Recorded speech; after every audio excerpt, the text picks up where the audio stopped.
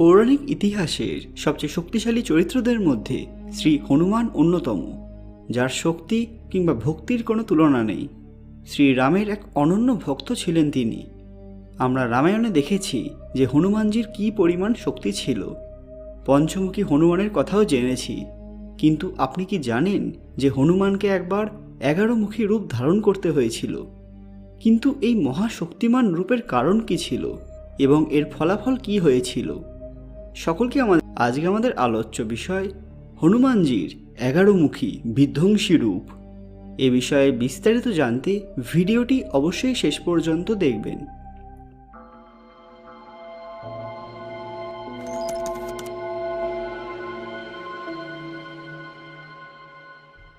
সংসারকে পাপমুক্ত করতে যখন ভগবান বিষ্ণু ত্রেতা যুগে শ্রীরাম রূপে অবতীর্ণ হয়েছিলেন, তারই সঙ্গে ভগবান শিব হনুমান অবতার গ্রহণ করেছিলেন।